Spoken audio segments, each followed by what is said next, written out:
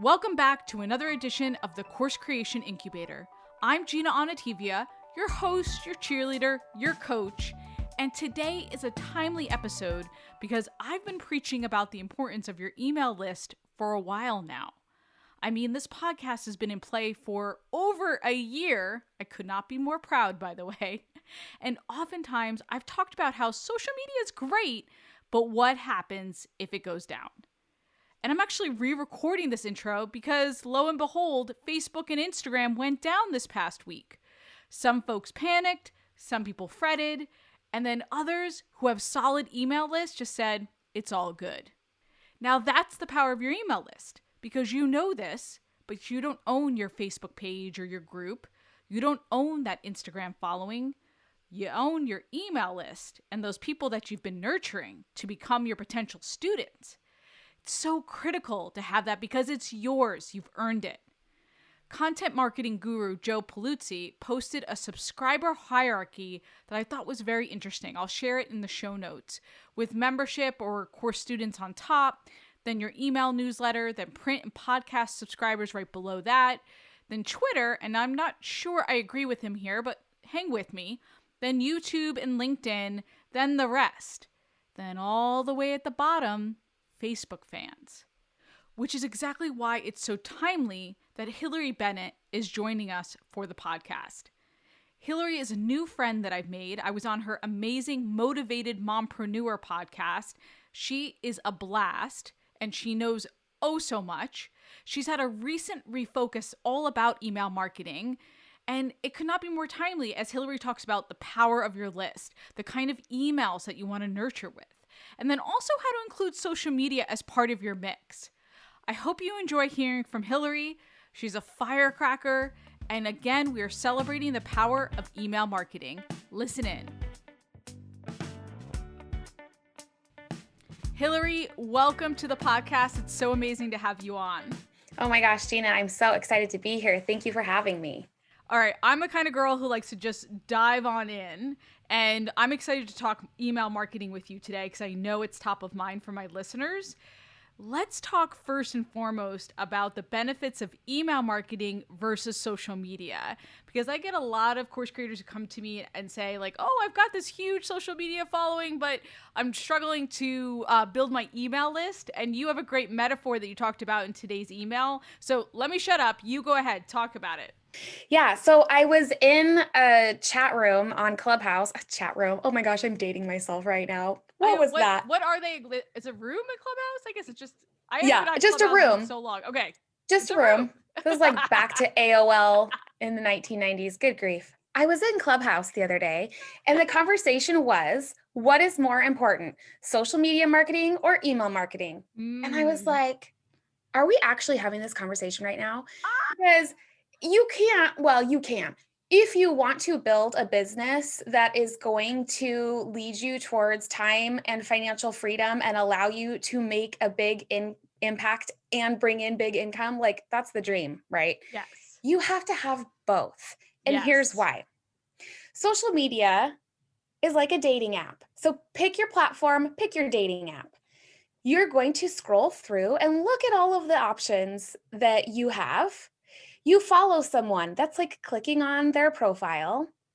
You're going to follow them, read through their profile. That's kind of like when someone is going to post or do a story or put up a reel or a live video, whatever platform, the stuff that's on the platform that you're on.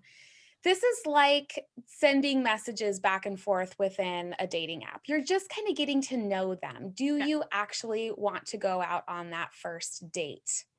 Okay. Once the first date happens, that is when email marketing comes in with the welcome sequence. And it's hot and heavy, and you're so into this person. It's like you just cannot wait to see when you're going to hear from them next. This is the welcome series for email marketing. And then as things kind of cool off and you start to settle in and things feel comfortable, this is your ongoing touch points, your weekly newsletters, your whatever emails you're sending on an ongoing basis. That's when things really start to settle in. And before you know it, you're ready to make a commitment. And instead of putting a ring on it, you're going to be handing over your credit card to Mm. whatever this amazing person has to offer in terms of products or services.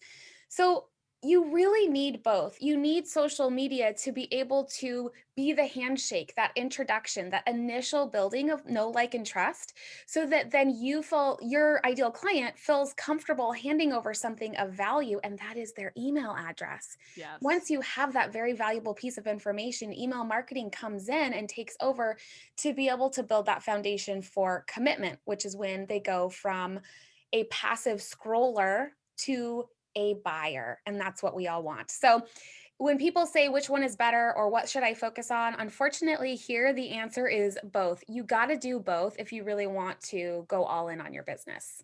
Okay, I love the way that you describe that though, and I know they're going to check out social media platforms to see who the heck is this person, right? And if I can trust them, do I even want to go on a date, right? But then you need the email to nurture. So I love that.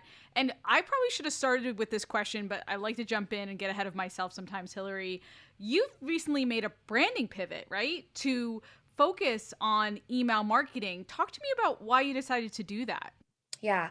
So when I first went into business for myself and left my corporate 9 to 5, I was doing one-on-one coaching, which then kind of morphed into business coaching.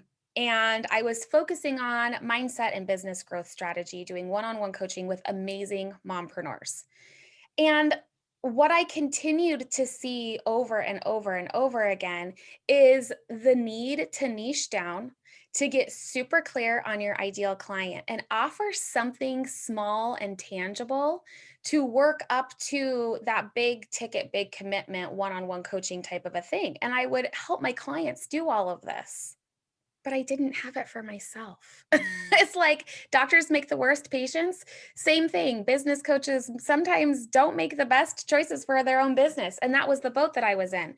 And so when I realized, I need to be working smarter, not harder, as I help all of my clients to do, what is the one thing that I know any mompreneur, and I feel 99% confident that I can use the word any mompreneur can benefit from. And that is having a strong email marketing game. Oh, hell yeah. Yes. Right. And so I said, okay, if I want to serve the best I possibly can, I think I should start by teaching sound email marketing strategy and systems.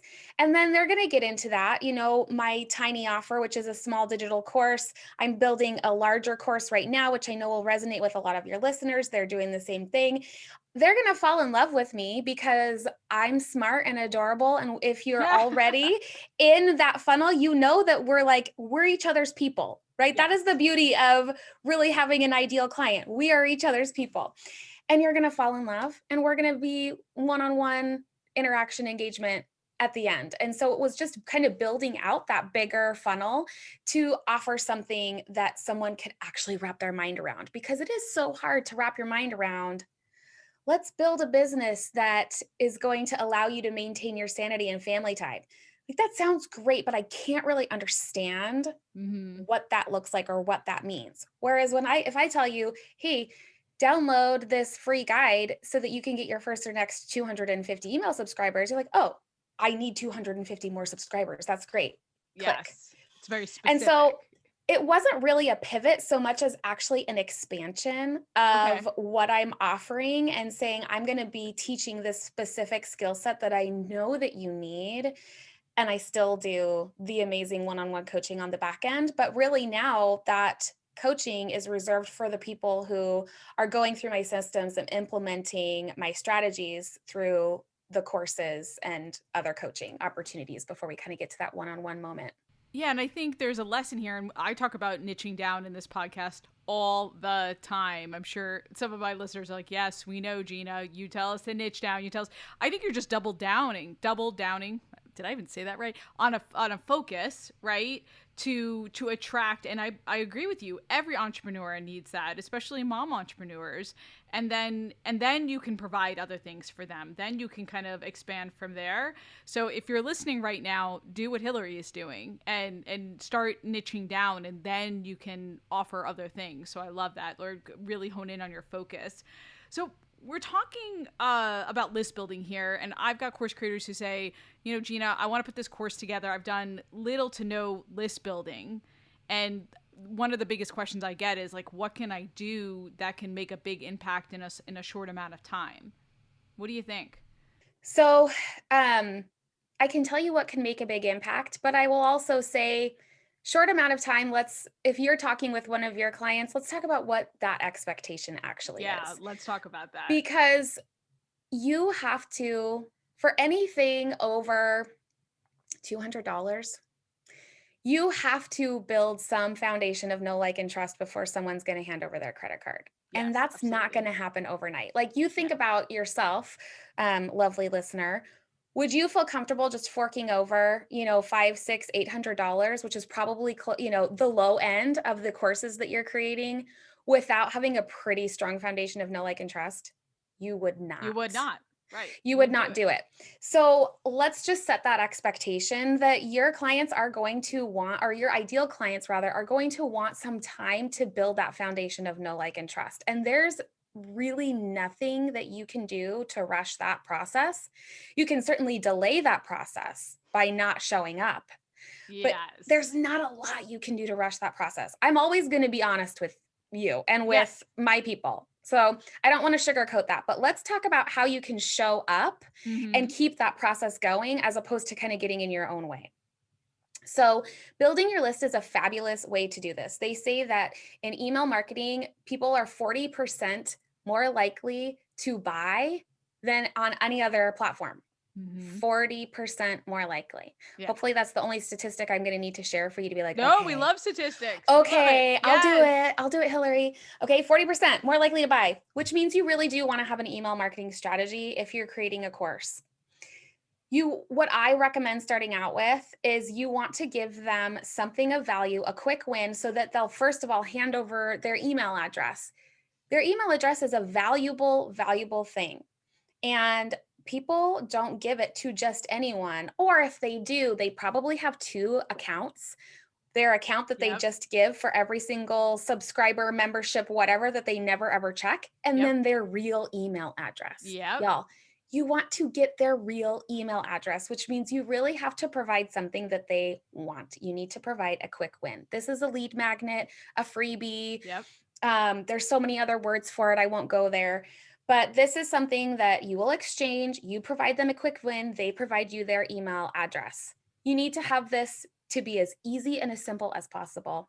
That could be a whole nother conversation, but that's how you get their email address. Once they have gotten your lead magnet, you hit them with an amazing welcome series.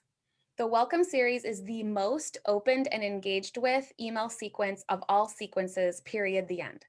This is that like first part of the dating where you're hot and heavy. They're just so excited to hear from you. And so you need to make sure not to just leave them hanging. Like, don't ghost them, guys. Yeah. They want to hear from you. They gave you their email address. So send them something. They aren't going to be annoyed. It drives me crazy when people are like, but they're going to be annoyed by me showing up in their inbox. No, they're not. They know you're going to show up in their inbox, and they gave you their email address anyway. So just do it. So a great email sequence looks like making sure that it is clear who you are and what transformation you offer, so that they can self-select in or out of your universe. That means they know, do they need to click the unsubscribe button? And that's okay. You want people to click unsubscribe if they're not your ideal client. Right. I know that sounds scary. And I know that when you see like how many people have unsubscribed, you can get that kind of like sinking tummy, imposter syndrome moment. I felt it. But what that means is like they were never going to buy from you anyway. So let's just save everyone a whole lot of time, and they can go find the right things that they need. Yes, it's agree. Best for everybody involved. So it will help them self-select in or out of your universe by letting them know who you are and what transformation you have to offer. And that can come in, 2, maybe 3 emails. You always want to keep an email to one idea. So in one email, you don't want to do about you and the services you offer and the transformation. Like, no. make sure that you're just keeping one idea per email. Who are you? What's the transformation that you offer? Perhaps some social proof. What have some of your past clients said about that transformation that you offer? And then how do they get started on those next steps? If you have a course, that's great. Introduce them to that course. If you don't, if all you have is a Facebook page or an Instagram account or a podcast or whatever at this time, that's fine. But end that welcome series with that next step to increase engagement with you. And it's totally fine if it's free. Ideally, it would be a tiny offer. Let's teach them that spending money with you is a good idea. So if you have anything that's, under $99 is good. I like it under 50 because then it's just a total no-brainer. Under $50, you give them an opportunity to buy from you at the end of that initial welcome series after you've introduced yourself, shown the transformation that you offer, provided some social proof, possibly addressed some limiting beliefs, and then you give them this amazing offer that they can't resist. They buy from you, and then they go into your normal sequence. And that's when you're just going to do that settling into the relationship with a commitment. This needs to be consistent. This is not, I'm going to send a quarterly email. Yes, I 100% agree. It's providing value. Yes. Consistently over time. I send my list to about 2 emails a week, at least one. I send out a newsletter every Thursday, and usually on Tuesday, I send what my coach likes to call a chips and salsa email. This is an email where Gina and I are hanging out at happy hour, sharing margaritas and chips and salsa. And we're just gabbing about our lives. We're talking about family. We're talking about business. We're talking about all of the other things that friends and, people in your network would get together and talk about. And that can be your chips and salsa email. So you don't have to feel boxed in. It can be whatever has been put on your heart, whether you're educating, whether you're telling a funny story, whether you're trying to connect and offer empathy, sympathy, whatever, for what's going on in your community's lives. It can be any of those things. And then when it's time to launch, you launch. Mm-hmm. But if you just expect to launch right off the bat, that know, like, and trust hasn't been built. And so it's best if you have ideally like 60 days of someone's gone through the welcome sequence and then they've been in your email list for a couple months, and then you're able to launch to them. And that is where you will find people are going to buy. So I say, like, you can't really rush it. It needs to be done right. But all of what I just said doesn't have to be a lot of work. And I think that's where people have a misconception that having that kind of an email marketing strategy, oh my gosh, that's going to be like another full-time job. It actually isn't. Okay, I want to follow up on this. How many emails do you like in terms of your welcome sequence to get to, say, like a $49 offer? And then I'd love your tips on how to keep it simple so it's not another full-time job for your email marketing. So my welcome sequence, I think, is 5. Mm-hmm. And the first 2 come back to back. So you get like the delivery of the lead magnet on day 1, you get the first email of the sequence day 2, and then it goes every other day. For me, that works. Yeah. But as with everything in business, you need to know your ideal client and what is going to serve them best first and foremost. And then understand, like, what kind of content are you putting out there? Is it something that you're maybe pushing them out of their comfort zone? And so they're going to need support the next day. Like, I still am here. I've still got your back. Don't worry. Then you probably should go back to back. Or is it something that you've really given them meaty to noodle on? Mm-hmm. And maybe then it's you reach out with the next email in 3 days. So know your ideal client and then know the content that you're sending out and how that's going to best serve them. The data shows that there's actually no perfect length of welcome email sequence. Okay, good. And also there's no perfect, like, do you do it every day back to back, every other day, da-da-da-da-da. I do recommend no more than 2 weeks to go from I agree with delivering that, right. the freebie to finishing up that welcome sequence. Right, that they forget about you. Yeah, but you want to get through the entire sequence. So if you have 5 emails, 7 emails, the entire sequence in 2 weeks or less. Okay.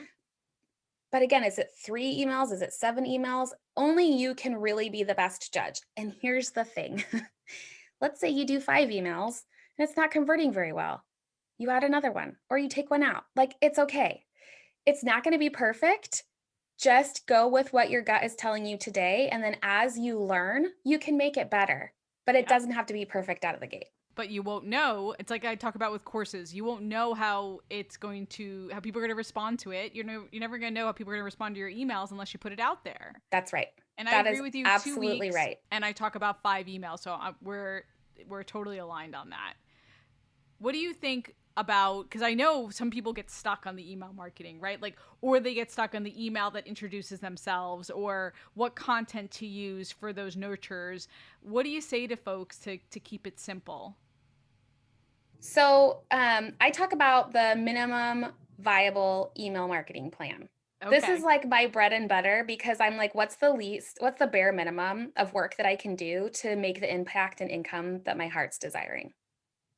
I'm gonna say that again. We talk about bare MVP. Minimum. Yeah, we talk about bare minimum. Minimum viable products. That's great. Yes, exactly. Okay, yeah. So with that, I say that you really only need this small foundation of you don't even need a website. You need a lead magnet and an email marketing service. You need an opt-in page, a couple of social media posts so that people know what you're offering, and you need a welcome sequence. And then finally, you need some kind of consistent plan, whatever that's going to be. So let's just say you're going to start out like truly bare minimum. You're going to send out 2 newsletters a month. Mm-hmm. Every other week you send out a newsletter. I believe that that's truly the bare minimum of that, like continuous nurture email engagement. This is the beauty of a newsletter. You don't have to create anything new for a newsletter. Every single thing in my newsletter is repurposed from that week. So in my newsletter, which I get rave reviews, every single week I get someone that's like, oh my gosh, I love your newsletter. This newsletter looks so great. How do you do it? My newsletter is literally a couple of my live trainings that I have in my Facebook group. So every week I do 2 quick 10-minute live trainings on a Tuesday and Thursday. I link to those. I link to my podcast episode.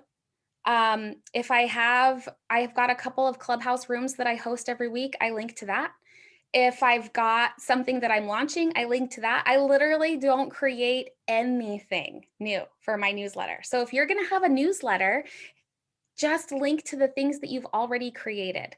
If you've been on a podcast of someone else, you don't have your own, cool. Link to that podcast. Do you have some blog posts? Link to those blog posts. I do offer a newsletter template that is exactly what I use and I use Flowdesk and highly recommend Flowdesk. And it's literally, you put a picture of whatever the activity was, a quick blurb, you put that into Flowdesk with a link of where they want to go. And you just do that one after the other. And your newsletter can be created in 30 minutes or less. And usually for me, it's less than 30 minutes. Send that out twice a month. That will be enough so that people don't forget about you. Again, that's bare minimum. Mm-hmm. Ideally, you'd be doing something more.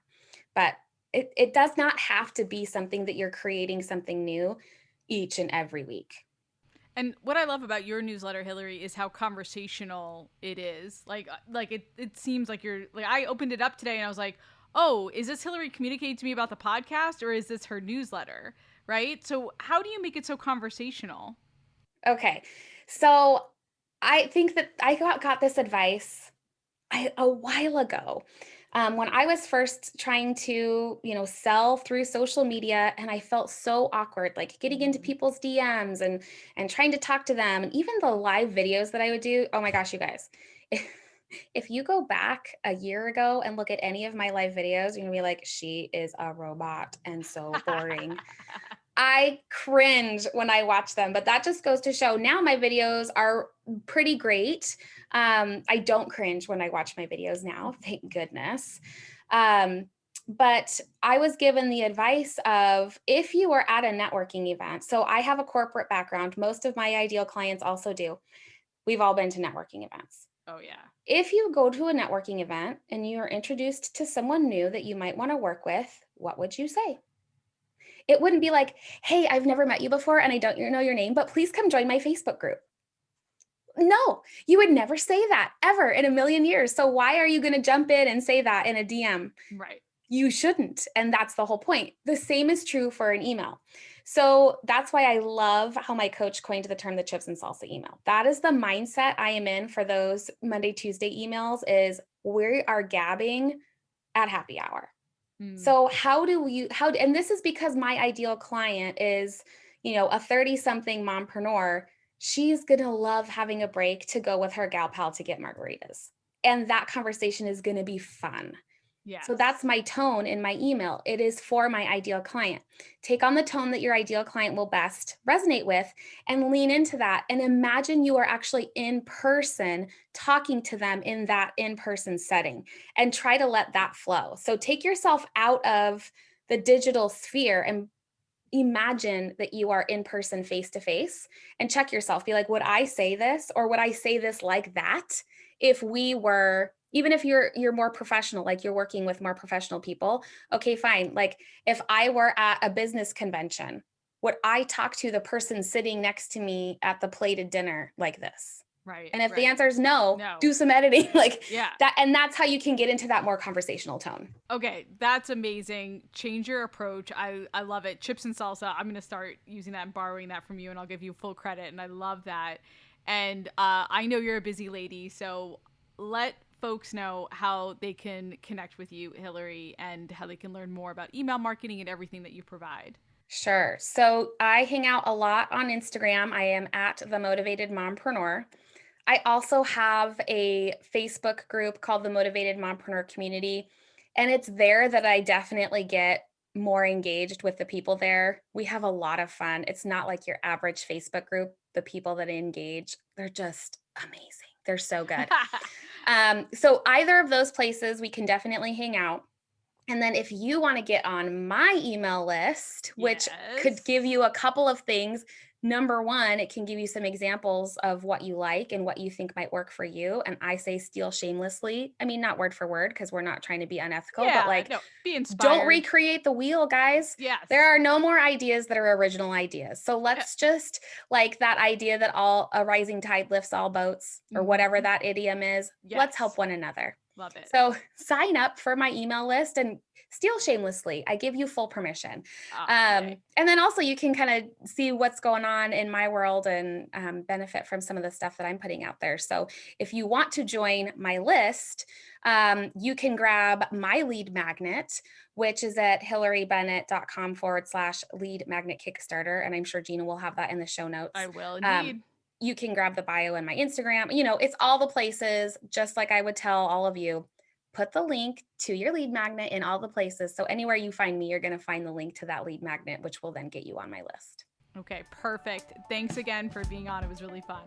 This was super fun. Thank you, Gina. What did you think? Did my chat with Hillary give you some insight about your own email marketing? Maybe how to approach them and how important it is to list build? And maybe, just maybe, it might be time to look at your lead magnet and see if it's really working for you. All right, I'll see you next week. Make sure to subscribe so you don't miss a single episode of Course Creation Insight. And until then, go create, be you and be brilliant, and get it done.